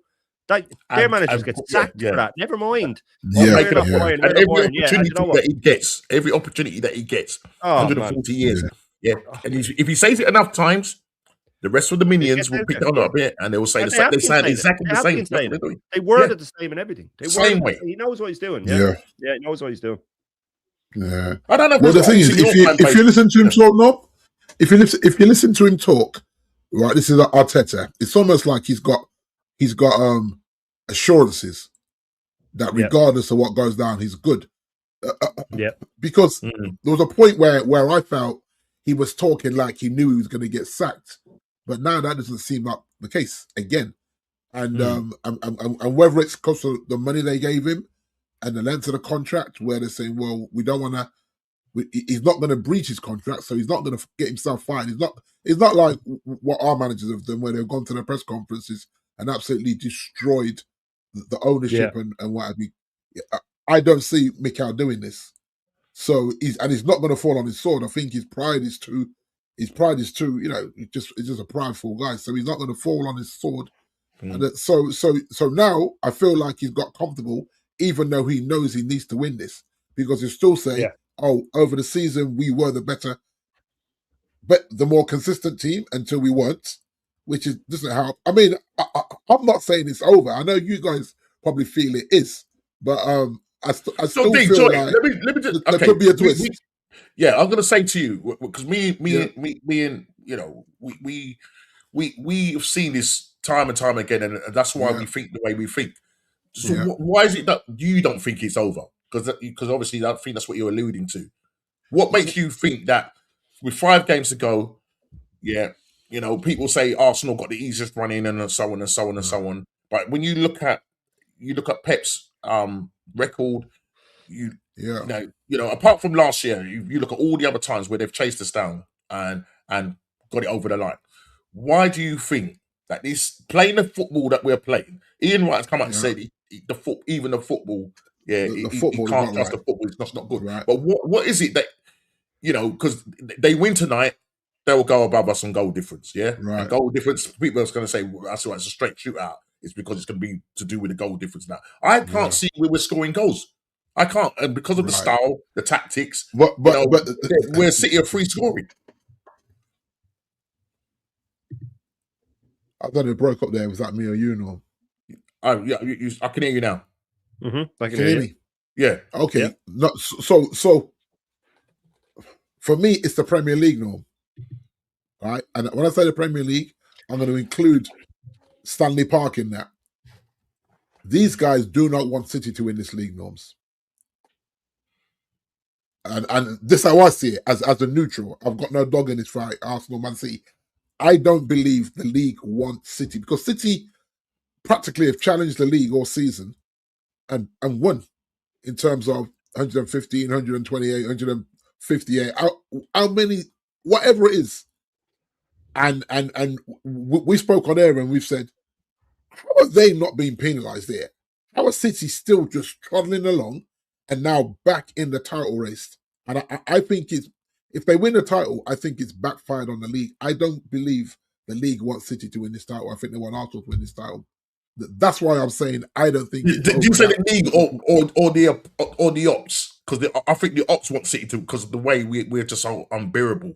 Our fan. Well, I'm saying the league, and remember I said the league, and I'm putting Stanley Park, the guys in Stanley Park, into that. Right. I feel there will be some real dubious VAR decisions that will have everyone going, rah. Did they really just not call that? And that's why I think there's still another twist here. I could be wrong. I just feel like the league do not want City to win this title. I don't want City to win this title. Well, as a Man United, yeah. You know what I'm saying? But I totally hear momentum, style of play, all these things that we're seeing now, and we're saying, God, Arsenal cannot be bottling it again. They cannot be tripping themselves up again in a very consistent manner to other seasons that we've seen, where there was a stat where they spoke about points in April or something like that, Norm, and or wins, either points or wins in April, where Arteta seems to freeze in April for whatever reason. He overthinks it. He becomes a bit more than the tinker man. And so that's what I'm saying to you guys. I don't know if it's over. And now if City break down this Burnley, basically it's practically a defensive team with a striker and a attacking midfielder. Everybody else in that team tonight is defensive minded. So Burnley are trying to park the bus here and not get battered. You know what I mean? They're going to try and keep City to no more than 2 goals if that's possible. So just by the way, I've seen. I can't remember, somebody said it on Sky. Somebody said it on Sky today. Yeah. That it might have been Paul Merson, quite possibly. He said something to the effect that if Burnley don't get battered tonight, then Arsenal are back in the race. Which, I don't know. That's what I feel. Yeah, that's what I feel. It's not going to come down. I think they've set themselves up to try and. It's like there's very few teams in our league that are comfortable breaking down the low block, guys. Like I watch our team, even when we play 4 or 5 attackers, we still struggle to break down the low block. And I think this may happen tonight. I could be wrong. It could be an absolute goal fest. But I think the way they're set up with literally 1 striker and 1 attacking midfielder, it's like that's just a defensive team for Burnley. And remember, they're at home as well. So City are going to Turf Moor. You know what I'm saying? So it's going to be interesting. Look, anything can happen, but I still see City. I think there's only so much that these guys can do, but I think once City get that breakthrough, I think it'll be all over. Oh yeah, if they get one, they'll get more than one. That's what normally happens with City. Yeah. Once they figure out, because the thing is, what Burnley will do is try and play out from the back to keep the ball, and I think that's a mistake. Sometimes you just go long and try and catch them out. But you see, with all our teams, we're all obsessed with playing out from the back. You say, what are we doing? Just get the ball up, especially when you like if he starts Gokares, just like say when you got Gokares, you got that big vocal point, and you constantly play out from the back and then give the ball away cheaply before you got it over the halfway line. We see this a lot. A lot of teams do it, and I think it was City that actually started. Correct me if I'm wrong. It was City it was Pep that kind of started that whole I want a ball playing goalkeeper. Because you remember how many goalkeepers they went through before Pep was settled on the Brazilian goalkeeper. He came straight in and just told Joe Hart, "Sorry, I know you were." And then he got in that. Claudio Bravo, he got in. That didn't work, and then he got in Ederson, and then got Ederson right. And we've seen what they've done. I think if you look at the football world, I don't think the football world really want City winning this title. I don't think it's good for the brand. Most people do. You think they do, Shane? Oh yeah, that's all I hear. I've heard Manchester. It's not good for the brand, though, Shane. Surely, Manchester United fans from Manchester saying they'd rather City win the league because they just can't stand the Arsenal fan base. And I don't blame them. I don't blame the Arsenal fan base is infuriating. I mean, we over on our side, D, we try to keep it real. Yeah, we're told we're negative and whatnot. Yeah, but we don't go and say outlandish things or say crazy things like, "Oh, hold that," and we're not told we're October champions or we're doing the quad and all that rubbish, man. Yeah, what you know what I mean? Sometimes you just have to because we're so loud online. On Shane on big up to him on the full Irish. When you see some of the youngsters out there, the Gen X, Gen Z, and whatever, they haven't ever seen Arsenal win a title. So all they can go off is just go off like us coming second and all of that. I know it's a journey and trust the process and all that. And Arsenal know this. The people that work for Arsenal, Arteta knows this. The people that are behind him know this. Yeah. And that's why he's so protected. You can't. He's honestly, it's like being in a cult over these last few years. Meeting Shane and meeting all these guys and us doing our stuff and coming together, and we then listen to the other side. It's like being in a cult. It's like if you say something, you're threatened. You're told that you can't turn up at the parade and so on and so on. I support Arsenal, not Mikel Arteta. And if he's not doing a good job, and if another manager comes in and they're not doing a good job, thank you very much. Move on, please. That's what we are. So we've lost. I'm very much like you guys. Yeah, Man United. I'm a Man United fan. Identity. Yeah. I'm a fan of Man United rather than a fan of a manager or a player. Like I think I said to you guys, like the only player I've ever put on a shirt on the back of my shirt is Cantona. Yeah, I've got a Cantona shirt. You know what I mean? But apart from that, like all my shirts have got Big D on the back. You know what I mean? And then you can have a favorite player or manager when they're gone. When it's over, you can look back and say idol and stuff like that. But while they're working for your club, you can prefer them. You can like the way they carry themselves. You can, and when you're a kid, you can, of course, when you're young, you'll have. But I've said this before. Even as a kid, I had Bergkamp, I had Ian Wright, I had Rocastle, all these posters on my wall. I never had a George Graham poster or an Arsene Wenger poster. Never had the manager. Where these guys have framed photos of them. There's lads online that would be on panels with us, grown men, my age, that have like a framed Arteta picture on their wall. You know what I mean? That's just crazy, bizarre. bro. It's really bizarre. And that's the problem. They've gone down the wrong way. And I've heard them say it on panels. I want him to win, so it's him to win it. I want him to prove everybody wrong, and I want big up Static, man. Big up. Wrong mentality to have because you're not thinking of the team anymore. You're just thinking of yourself and your manager. Yeah. And it's just got and because of this now, the toxicity online, especially on X and that, it's just crazy. But it's even now, you're trying to find a platform where you can sit down and talk with like-minded people. You know what I mean? Yeah. Shane, I found, because Shane at one point was thinking, am I the only one thinking like this? Then, we end up going on the show. Oh, we start to, networking and whatever. I think, oh, actually, there's other people like me. Yeah. I'm not the only one. You had a certain guys that were holding the fort. Yeah. I've been doing this YouTube thing a long time. Yeah. And you can vouch when I'm doing how long have I wanted this guy out? Yeah. Pretty much from the very beginning. Yeah, from you know what I mean? Yeah. He tricked me. I told and I confessed this on Lee's show when he first came in and he was doing all the training ground thing and he was I didn't like the way especially when Lacazette used to pick up the ball and he used to flick it and I remember doing it. I thought, oh, we got one there, and then he played a couple of games, started breaking unnecessary records that Arsenal never broken. I thought he ain't the manager. I want him out. Yeah. And ever since then, I've never changed my mind on him. I've never changed my mind on him. And you know, as I said, Ezra's fought his corner for years and years and years and years. Yeah, I've got people who I'm on chats with who would fight his corner and now coming out and saying enough is enough. It's time. And in the words of Claude, it's time to go. Do you know what I mean? And he's spent far too long. We've seen a sack. It's not only he has been lucky. Yeah. Let's just read this one after this game. We've seen a sack. It's not only the football talent in the toilet, the managers, the way it could be even worse. All the best managers are dinosaurs. Yeah. China is just jealous of Arteta's hair. Facts. Oh man. Well, listen, we're coming down. Right, this is this last one here, right? And we've kind of exhausted it to a degree, but you can never exhaust anything when it comes to Mikel Arteta and this club.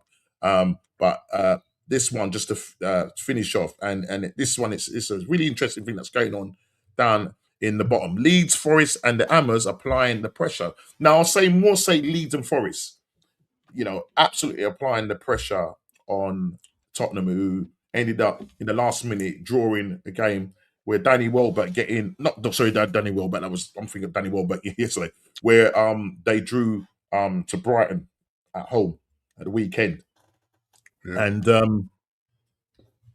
you know, I was talking to my brother-in-law, who's a massive Tottenham fan, and I said to him, like, you know, how do you feel? He said, like, Norms, it's coming on. It's reality, you know. He goes, the only thing I'm looking forward to is like when they do get relegated, I might be able to go down to Millwall and watch them play down. And he went, oh, hang on a minute, Millwall could actually go up. Yeah. Right. Yeah. So that might not happen, but you know, we're seeing Leeds now. I think 8 points clear the drop.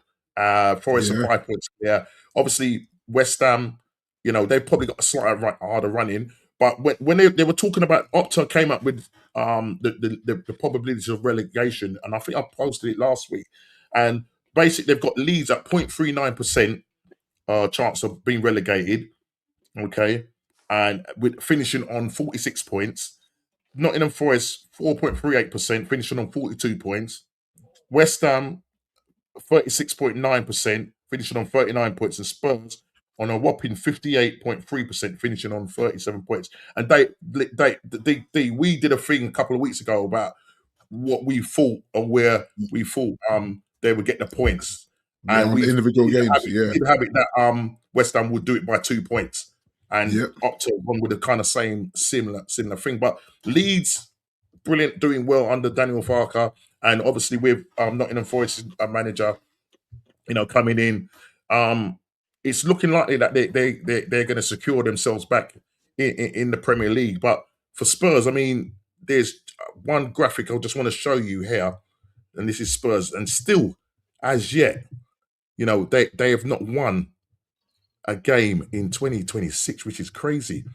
And then if you look here, longest ongoing winless run, Premier League games only. This is Spurs, 15.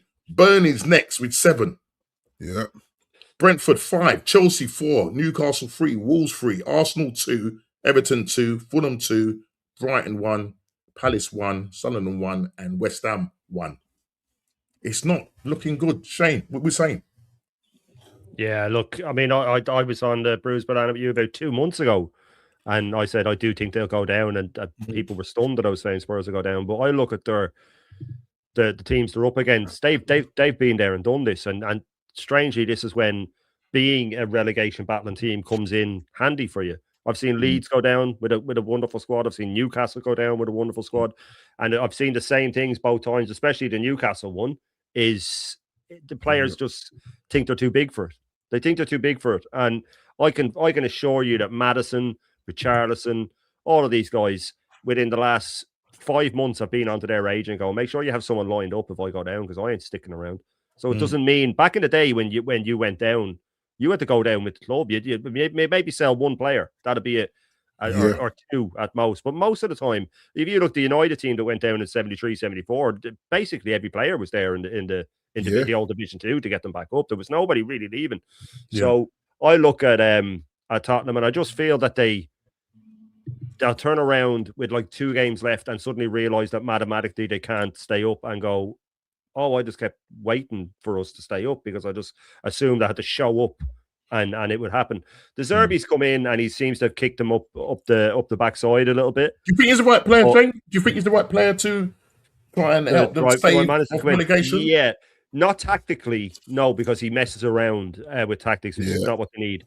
But he is known for tearing into players, and that's what they needed because they needed someone to come in and roar at these Richarlisons and the like and say, you know, you need to get your act together. So, because he's in, I give them a little bit more of a chance. But I look at the way they're falling behind, and you know, I think West Ham will have something for us in a couple of weeks. Well, this is the problem. This is the problem, and that's where that's why I don't think why necessarily Arsenal are going to do it, because I can see us a couple of draws in this game, and if West Ham are still will still be fighting relegation, they're going to give us a tough game, even if it means that they draw against us just to stay a couple of points ahead of Tottenham. Do you know what I mean? Tottenham go away to Wolves. That's their next game, away to Wolves. Wolves have got nothing to play for now. They're relegated. Yeah. There's a chance that maybe Wolves might just stun them or I mean, listen, if they lose against Wolves or draw, then we're in problems. And then obviously West Ham have got Everton at home. How do I see that? Could be a draw or West Ham maybe nick it. Yeah. I don't know if Everton will beat them. Do you think, Shane, do you reckon West Ham will do something? I think, especially, I don't know if they're playing before Tottenham, because you know sometimes, obviously, if Tottenham play and win before them, then the pressure is them sort of piled on. So I think they're playing. I'm sure they kick off at the same time on that Saturday. I might be wrong. Yeah, no, I do. I think West Ham will stay up, and I think Forest are basically safe, and I think Leeds are definitely safe. So for me, it's a shootout between West Ham and Tottenham. I think West Ham have the form and the experience. So Tottenham could be sort of 4 points from safety at the end of the weekend if they. That's madness with 4 or 5 games. It's 4 games left. Yeah, it's crazy. And then you'd have to go, right, you're going down, and it's going to be capitulation if they go down. That's going to be. Do you know what? It would be just our manager's luck that he bottles the league and bottles the Champions League, and Tottenham go down to take the attention away. And City are 1-0 up. Haaland. Yeah, Haaland. Yeah, I just saw it. Yeah. That's what I'm saying to you. I called 5-0 today. I called 5-0 today. Yeah, and that is the thing. So they can come with their 5 minutes. You know, 5 minutes. Mm-hmm. Yeah, they can come with their low block or whatever. It don't matter now. Everybody's going to be rubbing their hands and want to get in on their hats. And possibly 5-6-0. We're looking at, and it will be definitely the changing of the guards. So it's looking quite bleak for Spurs. Now you have a situation where Spurs will go down and Arsenal basically bottle the league. 2 London clubs, and as they had the banner up at the Etihad saying the London streets are shaking, and that's precisely what is happening right now. The London streets are shaking, and when you've got the likes of Arteta at the helm, who can't even instill any mental fortitude in these players, and after time they're absolutely knackered. So, you know what I mean, that doesn't help, you know what I mean? Playing on fumes, mentally, physically, knackered. And again, it drops and lies at the feet of Arteta, and hopefully you would expect the club to act. But you just don't know what is coming. If they do, Shane, we've said it. If they give this guy, even after losing and bottoming the league, give him another thing, we don't know what we're going to do. I think we're going to have to take up. I don't know. Yeah, no, I can't. Honestly, I don't know if I could get myself up for it again. I really don't know if I could get myself up for it again. When I was telling people in the summer that this is the lowest I've ever felt as an Arsenal fan, I got roasted online. There was people clipping me up on X and stuff like that. Oh, how can you? And they kept trying to compare it to times when we finished lower in the league or when we had Bruce Rioch and I said, you just don't get it. It's a feeling. I have no faith in this manager. So this is the lowest I felt because it's another year with this manager. And I don't believe that we're going to, and I gave them everything that he's going to injure more players, that by the time he leaves now, it's another year of him lowering the value of players and smashing players up and making them worse. And another year of these players going, like, I think I'm going to have to leave because Salibas and Timbers and Gabriels of this world, if we go trophyless again and he's staying, there's one or two of them that's going to go, do you know what? Were Madrid calling last year? Get them back on the phone. Yeah, most I ain't doing this again. I ain't doing this again. Right? Yeah. So that's why I was saying it's the lowest I've ever felt. And now it's being proved. I thought that we'd finish outside the top 4. Yeah. But if everybody hadn't fallen off, we would have. We would have. Yeah. Our points total is terrible. It's terrible. Yeah. All the losses. Plus, then you're coming up against teams that would have beaten you.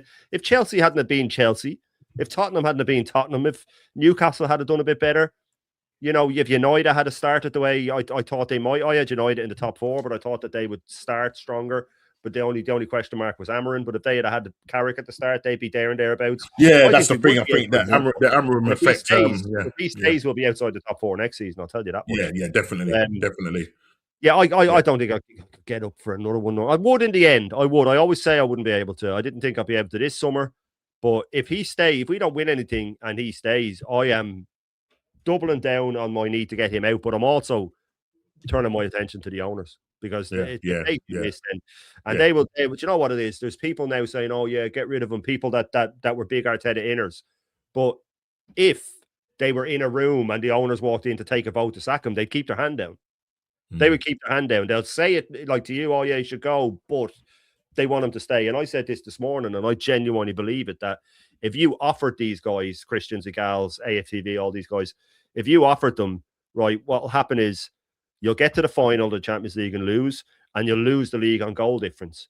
You can have that, or you can just leave it as it is, roll the dice and see how the season goes. They go, give me this scenario where he loses the final and we lose on goal difference, because I can keep him in a job with that, because I can say, that's what they're going to say. Yeah, that's what they're going to say. That's the way their mind works. Their mind goes to, how can I keep him in a job longer? Some of them have skin in the game, Canton and stuff.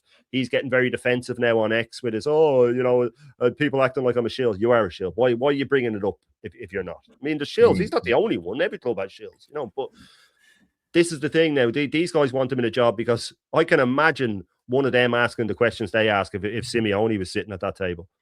He just stared them out if they asked him, isn't it amazing that you're wearing your home jersey for the away game? That was one of the questions before the Southampton game. They get one question. Isn't it amazing that you'll be wearing your home jersey for the... Yeah. I mean... they're not serious. They're not serious, man. I'll tell you. When you compare when Arteta gets interviewed by the journalists, compared to, say, when Amarin was managing your team at the time, right? Yeah. It's night and day. Absolutely night and day. Chalk and cheese, whatever you want to call it. Absolutely. Even Pep gets pushed, and he should have respect. Yeah. Yeah. But he loves it. Mikel Arteta, he absolutely loves it. He gets off on it, and he just, it is what it is. He's the main man. Yeah, as we say, the protagonist. Yeah. I control things, and it's really scary, because it feels very cultish. We've had people, top gooners, that kind of go both ways and saying that it's very cultish behavior, and then you've got other people like Zippy saying, "Oh well, I can't help the way I feel." So he's obviously admitting that it is a very cultish thing, and it does feel like that. Rodrigo, big up to you, and saying positive Dan was already setting the excuses, saying if we go to the final and lose that, it's progress. Oh my gosh. Yeah. You see what I'm saying? Yep. Yeah. You know what I mean? It's just all ridiculous. About keeping him in the job. It's all about that's what keeping it is. him in the job. That's what it is. At this point. Yeah. Listen, if he goes, as me, Shane, and all the cautious gooners would say, go with him.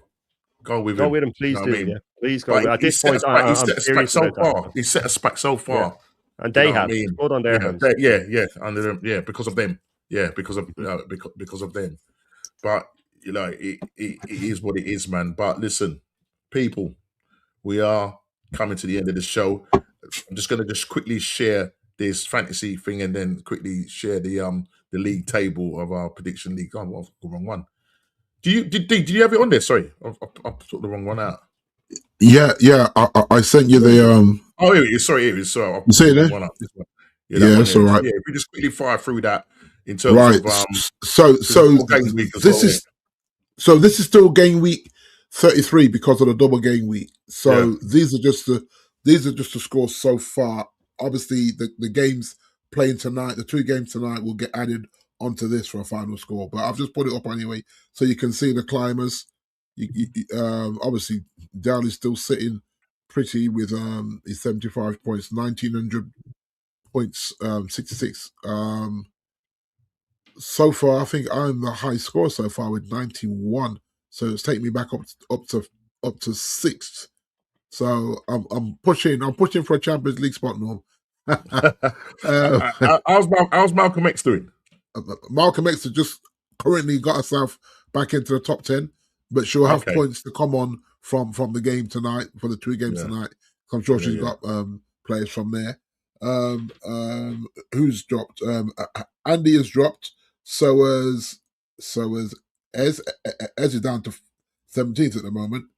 Oh wow! And so has Cope is down to 14th. So our guys are all dipping while I'm climbing. So I'm making that end of season run just for Champions League glory. Say end of the season run. Well, listen, mate. You look I ain't gonna win it. But if I get the Champions League, I'll be good.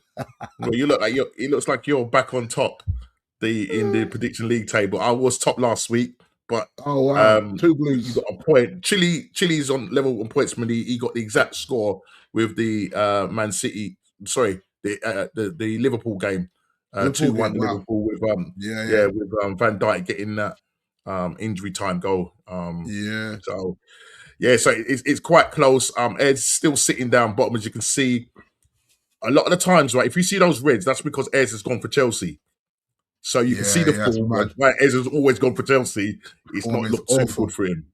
So listen, when the forfeit comes in the summer, it looks like Ez could be doing that, but we still recognise that JP still has to do his forfeit from last season where he came 6th. Exactly. So I'm fighting it out. I'm fighting it out for. It looks like the right place where we are. Shane, 2nd place. Ole. So that's where we are. It's a free house race. I didn't know. It looks like a free house unless Kofi gets one. Yeah, I think it's looking like a free horse race. Well, I've got in there. I've got in there tonight because I've gone for Man City. So, for this. This is 33 though, Norm. I know, but it's that on the one football because we should remember we keep it the same for uniformity because it's game week 34. Because on one football it says game week 34. Yeah, because Man City have got a game in hand. Because remember, Man City have got their game in hand. They're playing their game in hand, but they've got it down as game week 34. So if you look on one football, it shows games tonight, game week 34. Tomorrow, yesterday was game week 34. Well, the thing is, this is weird because if you look on fantasy, I know. I'm not going by the fantasy. I'm going by how we're doing it. We're just doing it so that because remember at one point, they missed out a chunk of games, so we had to just say, all right, so say it was game week 19. We said we'll make that game week 18 to just keep it uniform right the way to the end. So everything will catch up towards the end. Yeah. So it's not like we're getting it. It's not like we're getting an advantage or nothing like that. It just means that the week when it's game week 30, whatever, where Man City have got to play their game in hand, it means they'll be shown as game week whatever it was when they were meant to play Crystal Palace. Right. It's because they got game in hand. If you look at the league table, it says 33 games played. We're now onto the 34th game, but it's because Man City have still got that game in hand. Right. That's all it is. Mm-hmm. So I'm just going by. I'm doing it that way. It just makes it a lot easier. Charlton up against Ipswich, raising Millwall's hopes for the direct promotion. Whoa, yeah, we could see them up there, mate. We could see them up there. So yeah, it's going to be interesting. I might wander down the den, and try and see if I can sneak in. I'm going to be wearing my crash helmet and all of that, so don't worry about that, mate. You know what I'm trying to say. But no, listen, people, big up to everybody. Big up Shane coming on. I really appreciate it, man. You know what I mean? Making another appearance on the show. Really appreciate it. Thank you for rushing back from, your theatre and pictures, whatever. Then taking another 2 hours to get up to the front door. No. But big up to everybody, and big up Big D again. Big up to Ez, who is had to leave and everything, and really doing. Big up to the chat, world class chat, for being with us. Listen, tonight is where the changing the guard takes place. This is where reality kicks in for a lot of these top gooners. We'll see what excuses they got in the morning. I'm sure tomorrow I'll be tuning in to Shane. Before we do leave, Shane, what have you got on? And I know I'm going to be going for another record tomorrow. Of course, you're getting closer. I'll leave it to Shane. No, listen. Thanks for having me on. It's always a pleasure to be on with you, and a great chat. I'll be back tomorrow morning for the full Irish, and then tomorrow evening will be the Bruised Banana. Views will be joining us, so that should be good. We will discuss, obviously, City going top. If they do, they're 1-0 up. Apparently, Burnley are getting a couple of chances, but City have missed a few sitters as well. So I think once City gets the second, it's just going to... You know what's going to eat? Sorry, Shane, just to cut you. You know what's going to eat? I can guarantee you, say, like, Burnley put up a fight and they only lose 1-0 or 2-0. You just know what's going to be... Oh, of course. City are stumbling. Yes, or if they hammered them, they go, oh, brown envelope. They wouldn't roll over. Brown envelope, yeah. I mean, we got people saying that 115 charges and they cheated. Of course, yeah. Get them to the next time one of them says that, get them to name 5 of the charges. Yeah, they won't know what they are. They want to just throw it out. They just throw it out there because they can't talk about the Partey situation. No, not allowed to talk about the Partey thing. Yeah, but they can talk about that. They can talk about the 115 charge that they have no evidence on. Do you know what I mean? Make that make sense. Yeah. And I know which one I'd rather be associated with. Yeah. You know what I mean? But looking forward to the Bruised Banana tomorrow night. We'll be there. Obviously the full Irish tomorrow. I'm going to go and get some more brekkie tomorrow. Big D, thank you very much again for coming on. Really appreciate it. And again, big up again to Ez and everybody else that's in the chat.